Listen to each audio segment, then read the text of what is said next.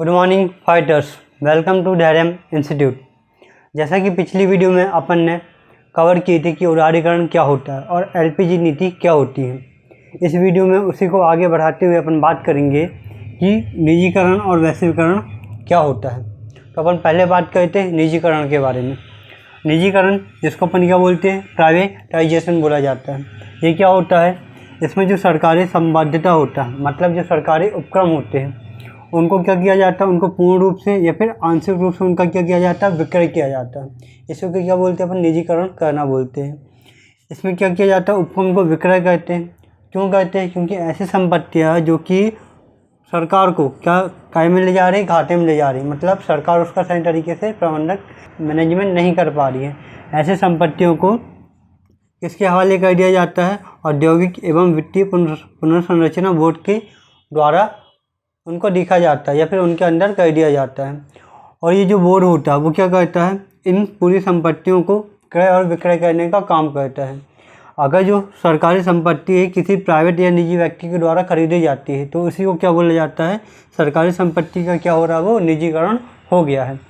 या तो ये संपत्ति पूर्ण रूप से बेची जा सकती है या फिर उसमें आंशिक रूप से बेचा जा सकता है। इसके बाद आगे देखते हैं कि जो निजीकरण होता है उसका उद्देश्य क्या होता है। तो सबसे पहले क्या होता है, वित्तीय स्थिति को सुधारना।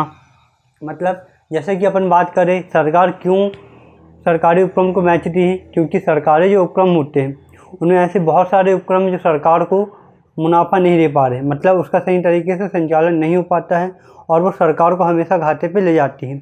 इसी को देखते हुए सरकार ने निजीकरण को करने का फैसला लिया था। और इसी निजीकरण में सबसे पहले क्या आता है, वित्तीय स्थिति को सुधारना।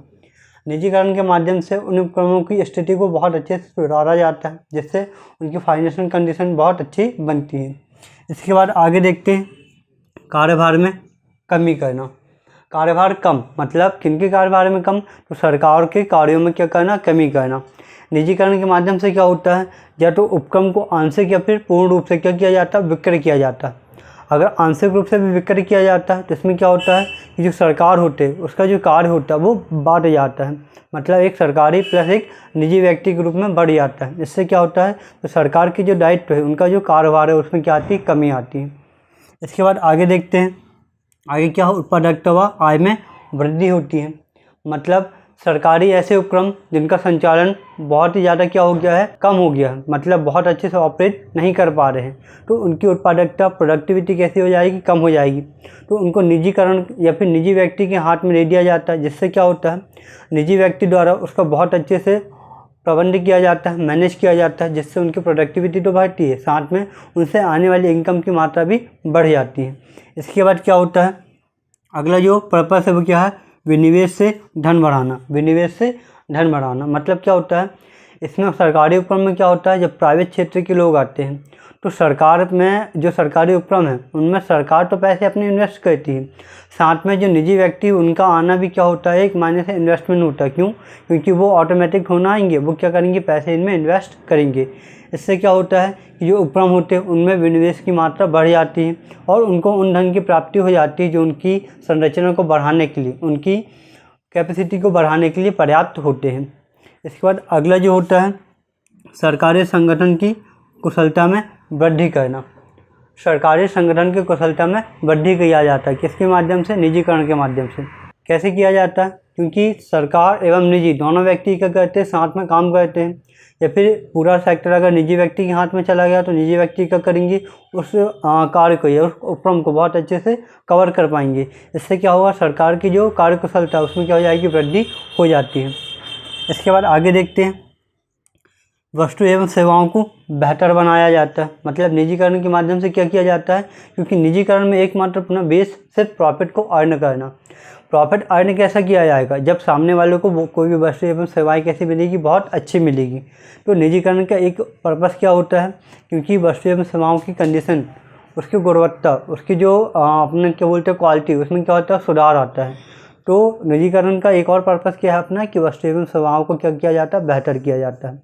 इसके बाद आगे देखते हैं, अगला क्या है अपना, प्रत्यक्ष विदेशी निवेश को प्रोत्साहन। क्या होता है कि सरकार तो ठीक है, सरकार क्या करेगी, सरकारी उपक्रम में खुद भी निवेश करेगी, मतलब निवेश करेगी, और इन निवेश के माध्यम से क्या होता है कि पर्याप्त मात्रा में अपन को पूंजी की आवश्यकता होती है, जो सरकार के द्वारा की गई निवेश से क्या होती है, बहुत ज़्यादा होती है। तो इसमें क्या किया जाता है कि जो विदेशी पूंजी होती है निजीकरण के माध्यम से उनको भी अपने यहाँ पर क्या किया जाता है, अट्रैक्ट किया जाता है, अपने उपक्रम में इन्वेस्ट करने के लिए उनको प्रोत्साहित किया जाता है। इसके बाद आगे देखते हैं अपन ने निजीकरण के पर्पस को कंप्लीट कर लिया। अब निजीकरण करने की विधियाँ क्या होती है उसके बारे में बात करते हैं। तो पहला क्या आता है, विनिवेश। क्या आता है, विनिवेश करना। अब विनिवेश क्या होता है कि फर्मों में या फिर उपकरणों में या फिर सरकारी उपकरणों में क्या करना, भागीदारी देना। मतलब सरकार द्वारा जो उपक्रम चलाया जाता है उस उपक्रम का कुछ हिस्सा निजी व्यक्ति द्वारा खरीदा जाना, उसको बोला जाता है क्या, विनिवेश। विनिवेश भी कितने प्रकार का हो सकता है, या तो पूर्ण रूप से होगा या फिर आंशिक रूप से। मतलब क्या हो गया, मान लो किसी जो कंपनी है उसकी संपत्ति कितनी है, 100 करोड़ की है। उस 100 करोड़ में अगर कोई व्यक्ति ने 50 करोड़ रुपए क्या कर दिया, इन्वेस्ट कर दिया, तो मतलब ये क्या कहलाएगा, अपना आंशिक निवेश कहलाएगा। जबकि क्या हो गया, मान लो पूरा का पूरा 100 करोड़ रुपए इन्वेस्ट कर दिया उस सरकारी उपक्रम में, मतलब उसको पूरा खरीद लिया, तो ये क्या कहलाएगा, अपना क्या, पूर्ण रूप से का विनिवेश कहलाएगा। इसके बाद अपन बात करते हैं कि जो विनिवेश होता है उसका माध्यम क्या होता है। तो विनिवेश का पहला माध्यम क्या, सीधी बिक्री। मतलब सरकार या तो क्या करे, जो उपक्रम उसको घाटे में ले जा रहे हैं तो उसके क्या करें, डायरेक्ट बिक्री कर दें, या फिर क्या करें, दूसरा माध्यम होता है भागीदारी, या फिर उस उपक्रम का कुछ हिस्सा प्राइवेट सेक्टर के लोगों को पहुंचा दें, मतलब विक्रय कर दें। तो पहले अपन ने देखी विनिवेश कैसा होता है, तो 2 टाइप का होता है, पूर्ण रूप का और दूसरा आंशिक रूप का। माध्यम क्या होता है, या तो पहला माध्यम होगा क्या, सीधी बिक्री का माध्यम होगा, दूसरा माध्यम क्या होता है, सीधा भागीदारी का माध्यम होता है। इसके बाद आगे देखते हैं जो विनिवेश होते हैं उसके दोष क्या होती है, उसकी सीमाएं क्या होती हैं, उससे अपन को हानि क्या क्या होती है। तो जो विनिवेश होते हैं उसमें जो विदेशी भागीदारी होती है उनमें क्या आती है, कमी आती है। क्यों, क्योंकि विनिवेश से क्या होता है, जितने भी अपने क्या होते हैं रूल्स एंड रेगुलेशन होते हैं वो विदेश लोगों को उतना ज़्यादा उसके बारे में जानकारी नहीं रहती, जिसके कारण वो इन्वेस्ट नहीं कर पाते या फिर किसी सरकारी उपक्रम को खरीद नहीं पाते हैं। सेकंड जो प्रॉब्लम आती है इसमें क्या होता है जी, जो विनिवेश होता है बहुत ज़्यादा खर्चीला होता है। क्यों, क्योंकि यहाँ पर सरकारी उपक्रम को 1 बाय 1 करके क्या किया जाता है, सेल किया जाता है, जिससे क्या होता है, बहुत ज़्यादा पैसे इसमें लग जाते हैं। इसके बाद आगे देखते हैं जो अपने निजीकरण की सेकंड जो विधि होती है उसको बोलते हैं क्या, प्रत्यावस्थापन। क्या बोला जाता है, प्रत्यावस्थापन, या फिर इसको क्या बोला जाता है, रेस्टिट्यूशन। क्या बोला जाता है, रेस्टिट्यूशन। इसमें क्या होता है कि जो सरकारी उपक्रम वाली कंपनियां हैं जो कि पहले किसी निजी व्यक्ति के हाथ में थी, उनको फिर से क्या किया जाता है, उनको वापस कर दिया जाता है। मतलब क्या हुआ, मान लो ए के पास कोई संपत्ति थी जिसको सरकार ने अपने काबिज में ले लिया था, उस संपत्ति को पुनः ए को वापस करना इस विधि के अंतर्गत आता है। इसमें क्या होता है कि पूर्व निजी स्वामी को क्या किया जाता है, उनकी संपत्ति को वापस कर दिया जाता है। क्यों, क्योंकि जो मूल अधिग्रहण किया गया था, मतलब जो संपत्ति को ग्रहण किया गया था वो कैसा था, अपना अनौचित्यपूर्ण था। वो कैसा था, अपना अनौचित्यपूर्ण, मतलब नैतिक मूल्य के विरुद्ध था। इसके बाद आगे देखते हैं अपन अगली जो विधि है वो क्या है, प्रबंध व कर्मचारी को हस्तांतरण। मतलब सरकारी उपक्रम में या जो भी प्रबंध हो गए या फिर जो भी कर्मचारी होंगे उसको डायरेक्ट क्या कर दो, उस संपत्ति को विक्रय कर दो, मतलब उसको पूरा मालिक बना दो। अब मालिक कैसे बनाएगा, जब तक वो कहने करेगा उसमें पैसे इन्वेस्ट ना करेगा। मतलब सीधा सा मतलब ये है कि जो उपक्रम का प्रबंधक होगा या फिर कर्मचारी होगा, अगर कोई उस कंपनी को लेना चाहता है तो उस कंपनी को उसको दे दिया जाता है। और इस विधि को क्या बोला जाता है, फिर प्रबंध व कर्मचारी को हस्तांतरण करने की विधि बोला जाता है। इसके बाद फिर आगे आता है क्या, सामूहिक निजीकरण। सामूहिक निजीकरण क्या होता है, इसमें जो मालिक होता है वो कोई एक व्यक्ति ना होकर अलग अलग व्यक्तियों के पास होता है। मतलब क्या होता है, इसमें सामूहिक निजीकरण में सरकार द्वारा उपक्रम को वाउचर प्रदान किया जाता है और जो इन वाउचर को परचेस करता है वो आंशिक रूप से उस उपक्रम का क्या बन जाता है, ऑनर बन जाता है। क्या बन जाता है, ऑनर बन जाता है। तो अपन ने सबसे पहले क्या देखे, अपन ने पर्पस कंप्लीट किया, फिर अपन ने देखी क्या विधियाँ क्या क्या रही अपनी निजीकरण की, जिसमें अपना विनिवेश आ गया, प्रत्यावस्थापन आ गया, फिर प्रबंध व कर्मचारी को हस्तांतरण आ गया, फिर क्या आ गया, अपना सामूहिक निजीकरण आ गया। इसके बाद अपन देखते हैं कि जो अपना निजीकरण होता उसको लागू करने के लिए अपन ने क्या क्या उपाय किए थे। तो पहला क्या आता है, आरक्षण मुक्त कर दिया गया। पहला क्या है, आरक्षण मुक्त। मतलब क्या हुआ इसमें कि निजीकरण के जो पूर्व रहा उसमें क्या किया गया था कि जो पूरा उपक्रम रहे उसको कौन ऑपरेट किया जाता है, सरकार के द्वारा ऑपरेट किया जाता था, जिसकी संख्या लगभग कितनी थी, 17 करीब थी। परंतु अब क्या हुआ कि उसमें चेंजेस किए गए और जो 6 ऐसे उपक्रम रहे जो कि सरकार के पास चले गए, बाकी को क्या किया गया, आरक्षण से मुक्त कर दिया गया। मतलब उसमें उपक्रम, सरकारी उपक्रम की अपेक्षा निजी व्यक्ति भी उसमें सहयोग कर सकते थे। इसके बाद आगे देखते फिर विनियोग क्या किया गया, विनियोग किया गया। मतलब वहाँ पर मोटिवेट किया गया निजी व्यक्तियों की कि वो सरकारी उपक्रमों क्या वो विनियोग करे मतलब इन्वेस्टमेंट करें।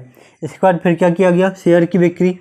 मतलब क्या हुआ कि सरकारी उपक्रम में भागीदारी को क्या किया गया, इनवाइट किया गया। मतलब जो सरकारी भागीदारी है, मतलब सरकारी उपक्रम में जो भागीदारी है उसमें निजी व्यक्ति की भागीदारी बढ़ाने के लिए यहाँ पर शेयर की बिक्री की गई। शेयर क्या होते हैं, जो कि वहाँ पर एक भाग होता है, मतलब कंपनी का क्या होता है, एक भाग खरीदना, शेयर बिक्री करना। मतलब जिसको उदाहरण करने वाले क्या कहलाते हैं, अपने शेयर होल्डर कहलाते हैं। फिर इसके बाद अगला उपाय क्या था, समझौता ज्ञापन। मतलब क्या हुआ कि किसी उपक्रम द्वारा, सरकारी उपक्रम द्वारा सरकार ने क्या किया, किसी व्यक्ति से समझौता कर लिया कि इतने समय के लिए ये क्या होगा, आपके काबिज में होगा। फिर आगे देखते हैं फिर नवरत्नों की नीति। मतलब इसमें क्या हुआ कि सरकार ने ऐसे सभी उपक्रमों को निजीकरण नहीं किया गया, कुछ उपक्रम को नवरत्न की उपाधि दी। नवरत्न की उपाधि क्या होती है, ऐसे उपक्रम जो कि लगता है कि अभी की कंडीशन कैसे बहुत बेहतर है और आगे भविष्य में उनकी कंडीशन बहुत और अच्छी हो सकती है। ऐसे उपक्रमों की कौन सी उपाधि दी गई, उनको नवरत्नों की उपाधि दी गई। वर्तमान में देखा जाए तो अपने भारत में कितने नवरत्न हैं, लगभग 23 नवरत्न है। मतलब 23 ऐसे अपने उद्योग हैं, उपक्रम हैं जो कि सरकार के लिए बहुत ही ज़्यादा प्रॉफिटेबल है, जिनके सरकार को बहुत ज़्यादा इनकम होती है। तो अपन ने कंप्लीट क्या किया निजीकरण के बारे में, निजीकरण के पर्पस क्या थे, इसकी विधियाँ क्या थी और इसके उपाय क्या किए गए। अब आगे अपन देखेंगे कि वैश्वीकरण होता क्या है। तो वैश्वीकरण के बारे में बात करते हुए देखते हैं अपन कि जो वैश्वीकरण होता है वो विश्व एक बाज़ार के रूप में, मतलब वैश्वीकरण का शाब्दिक अर्थ क्या होता है, जो विश्व है वो एक बाज़ार के रूप में होना, इसको क्या बोला जाता है, वैश्वीकरण बोला जाता है। और वैश्वीकरण को एक और अन्य नाम भूमंडलीकरण भी बोला जाता है। अब भूमंडलीकरण क्यों बोला जाता है, क्योंकि ये सभी देशों को एक सीमा के अंदर बांधती है, इसी कारण इसको क्या बोला जाता है, वैश्वीकरण या फिर भूमंडलीकरण बोला जाता है। वैश्वीकरण के या फिर ग्लोबलाइजेशन के अपने पर्पस क्या थे, उसके बारे में बात करते हैं। तो पहला क्या था, सहयोग। क्या था, सहयोग। इसमें क्या हुआ कि जो देश है वो एक दूसरे का क्या करने लगे, इसमें सहयोग करने लगा। मतलब वैश्वीकरण का एक और मात्र पर्पस क्या था, एक पर्पस क्या था कि जो सहयोग हुआ वो क्या होगा, बढ़ेगा। कैसे बढ़ेगा कि जिस देश को किसी वस्तु की आवश्यकता होगी उस वस्तु की पूर्ति किसी और देश के द्वारा की जाए, इससे क्या होगा, आपसी सहयोग बढ़ना। फिर आगे क्या होगा, आर्थिक समानता। आर्थिक समानता क्या होगी, मतलब अगर कोई देश अविकसित है या फिर विकासशील दृष्टि की नज़रिए में आता है तो उनका क्या हो सकता है, विकास हो सकता है। कैसे हो सकता है, क्योंकि ग्लोबलाइजेशन के दौरान क्या होगा, उन वस्तु जिनके पास देश में जिनकी मात्रा देश में क्या बहुत कम है या फिर ना के बराबर है, वो वैश्वीकरण के माध्यम से दूसरे देश से प्राप्त कर सकते थे। इसलिए क्या हुआ कि और प्राप्त करने के बाद क्या कर सकते थे, अपने उपक्रम को बहुत आगे बढ़ा सकते थे, तो उनमें आर्थिक समानता आने लगी। इसके बाद आगे देखते हैं फिर क्या है, विश्व बंधुत्व की भावना। मतलब सहयोग की भावना ही बोल सकते हैं इसमें।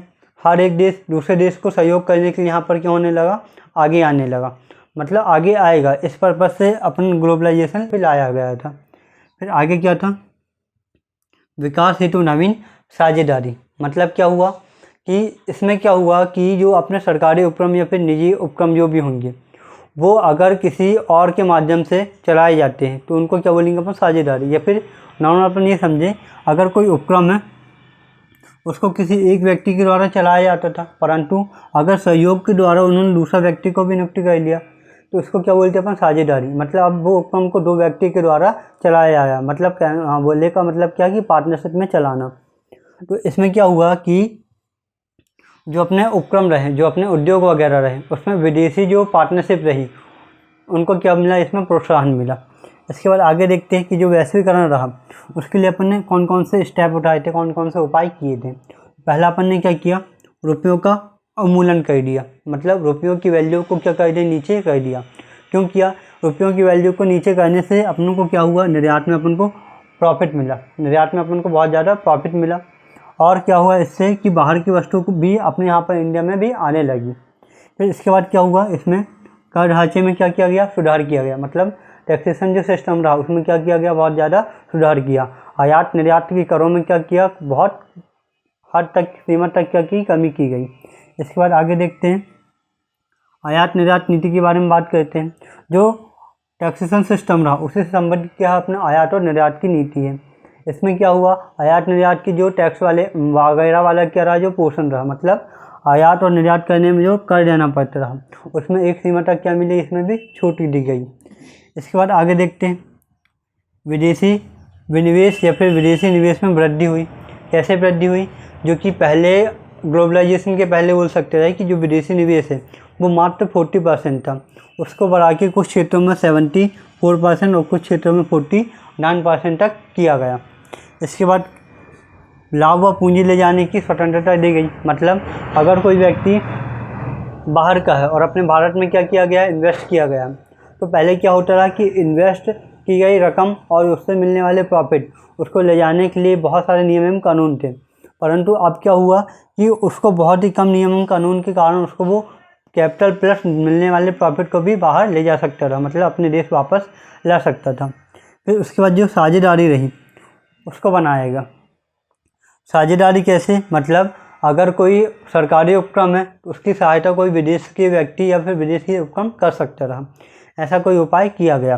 फिर आगे देखते हैं, जो ग्लोबलाइजेशन है उसके बहुत ज़्यादा दुष्प्रभाव क्या है, मतलब अपने लिए क्यों सही है और क्यों सही नहीं है, इसके बारे में बात करते हैं ग्लोबलाइजेशन। तो पहला क्या, अपना घातक अंतर्राष्ट्रीय कानून, मतलब ग्लोबलाइजेशन के अंतर्गत क्या होता है, किसी भी देश का कानून वहाँ पर मायने नहीं रखता, जो कानून अंतर्राष्ट्रीय बनाएगा उसी को ग्लोबलाइजेशन के तहत मानना पड़ता है। तो इसमें अगर किसी वस्तु का उत्पादन अगर कोई कंपनी कर लेती है और उसमें पेटेंट प्राप्त कर लेती है, तो वो वस्तु में एकमात्र अधिकार किसका हो जाएगा, उस उपक्रम का हो जाएगा। इससे क्या होगा कि अन्य जो फर्में होगी वो वस्तु का उत्पादन नहीं कर पाएगी, अगर करेगी तो क्या होगा, अंतर्राष्ट्रीय कानून के तहत उसको क्या किया जाएगा, उसको सज़ा दी जाएगी। इसके बाद आगे देखते फिर क्या है, अंतर्राष्ट्रीय संस्थाओं का दबाव, मतलब जो ऊपर के कानून है, नियम है, उनका दबाव हर देश में होता है कि इसके मतलब अपने अकॉर्डिंग अगर कोई देश व्यापार करना चाहेगा तो अंतर्राष्ट्रीय नियम कानून के तहत उसको क्या होगा, उसको गलत माना जाएगा और उसको सज़ा दी जाएगी, मतलब उसमें कुछ प्रतिबंध लगाए जाएंगे। फिर इसके बाद देखते हैं आर्थिक असंतुलन, मतलब ग्लोबलाइजेशन से क्या होता है, जो देश बहुत ज़्यादा विकसित हैं वो अपने जो अधीनस्थ जो देश है उनमें क्या कर देते हैं, अपना एकमात्र अधिकार स्थापित कर देते हैं। जैसे अपन बात कर सकते हैं क्या इसमें कि किसी देश को बहुत ज़्यादा इससे प्रॉफिट मिलता है, जबकि कोई देश इससे बहुत ज़्यादा क्या हो जाता है, लॉस में जाता है। अगर जैसे इसी में बात हुई रही क्या कि पेटेंट वगैरह की, अगर उस देश के पास बहुत ज़्यादा वस्तु की पेटेंट है तो क्या होगा, दूसरे देश उस वस्तु को उत्पादन नहीं कर पाएंगे, जिससे क्या होगा, जिसके पास ज़्यादा पेटेंट है उसमें आर्थिक वृद्धि हो जाएगी, जबकि जिसके पास नहीं उसमें क्या होगा, बहुत ज़्यादा आर्थिक में कमी आएगी। इसलिए बोला जाता है कि वैश्वीकरण के कारण क्या होता है, आर्थिक असंतुलन उत्पन्न होता है। इसके बाद आगे देखते हैं अपन, देशी उद्योगों का पतन होता है। कैसे होता है, क्योंकि जो चीज़ अपन को अपने यहाँ देश में उत्पादित की जा रही है वही चीज़ अपन को दूसरे देश से मिलती है और बहुत ही कम दामों में मिलती है। तो इससे क्या होता है कि अपने आसपास के जो देश के जो क्या है अपने उद्योग है या फिर अपने खुद के देश के क्या है जो उद्योग है उसमें क्या होता है, उसमें उनको बहुत ज़्यादा लॉस होता है और वो काय में जाते हैं, घाटे में चले जाते हैं, जिससे क्या होता है, उनका पतन होने लगता है। इसके बाद आगे देखते हैं निर्भरता। ग्लोबलाइजेशन के माध्यम से क्या होता है, एक देश दूसरे देश में क्या हो जाता है, निर्भर हो जाता है। जैसे अपन बात कर लेते हैं भारत और चाइना के बीच, तो भारत में जो प्रोडक्टिविटी है वो चाइना के मुकाबले बहुत कम है। भारत में हर एक वस्तु की निर्भरता काय के ऊपर है, अपने चाइना के ऊपर है, चाहे वो अपन छोटे से छोटी चीज़ की बात करें या फिर बड़े से बड़ी चीज़ की बात करें। तो ग्लोबलाइजेशन से क्या होता है कि जो एक देश होता है वो दूसरे देश के ऊपर क्या हो जाता है, निर्भर हो जाता है, और उस देश की खुद की जो इकोनॉमी होती है वो क्या हो जाती है, बहुत ही कमज़ोर होने लगती है। इसके बाद क्या होता है, बेरोजगारी क्या इससे उत्पन्न होती है ग्लोबलाइजेशन से। तो क्या होगा कि जब ग्लोबलाइजेशन में एक वस्तु दूसरे देश में बहुत ज़्यादा सस्ती मिलने लगेगी तो उस देश के अंदर जो भी उपक्रम होंगे वो क्या होंगे, बहुत ज़्यादा लॉस में जाएंगे, और उपक्रम जब लॉस में जाएंगे तो वहाँ पर काम करने वाले जो कर्मचारी वर्कर होंगे उनका काम क्या हो जाएगा, ख़त्म हो जाएगा, उनमें बेरोजगारी फैल जाएगी। तो अपन ने अभी कवर किए क्या, वैश्वीकरण क्या होता है, उसके उद्देश्य क्या है, जैसे क्या रहा सहयोग की भावना, फिर आर्थिक समानता, विश्व बंधुत्व की स्थापना, मतलब भावना को स्थापित करना, फिर विकास हेतु नवीन साझेदारी बनाना। और अपन ने उपाय में देखे कि रुपयों के मूल्य को क्या कर दिया, अपन ने अवमूल्यन कर दिया, मतलब कम कर दिया। फिर टैक्स जो सिस्टम रहा उसमें अपन ने क्या किया, सुधार किया। फिर आयात निर्यात की नीति में क्या किया, अपन ने चेंजेस किया। विनिवेश में क्या किया, अपने विदेशी विनिवेश को बढ़ाया गया। फिर लाभ व पूंजी ले जाने की स्वतंत्रता दी गई। फिर साझेदारी, इसके बाद अपन ने देखी क्या ग्लोबलाइजेशन से क्या क्या अपन को लॉस होते हैं। तो पहले अपन ने देखा क्या घातक अंतर्राष्ट्रीय कानून। फिर उसके बाद क्या होता है, अंतर्राष्ट्रीय संस्थाओं का दबाव होने लगता है किसी भी देश में। फिर आर्थिक असंतुलन की जो स्थिति होती है वो बनती है। फिर अपन ने देखी क्या देशी जो उद्योग होते हैं उनका क्या होने लगता है, पतन होने लगता है। फिर उसके बाद निर्भरता, एक देश का दूसरे देश के ऊपर ज़्यादा निर्भर होने लगता है, मतलब एक देश दूसरे देश पे ज़्यादा निर्भर होने लगता है। इसके बाद आगे देखिए अपन क्या बेरोजगारी। तो आज का जो टॉपिक रहा अपना एलपीजी सुधार के अंतर्गत देखे थे अपन ने पिछली वीडियो में उदारीकरण, और आज अपन ने देखे क्या निजीकरण और ग्लोबलाइजेशन जो कि ख़त्म होता है। आने वाली वीडियो में अपन देखेंगे कि प्रबंधक के कार्य क्या होते हैं, उसके बारे में अपन बात करेंगे। धन्यवाद।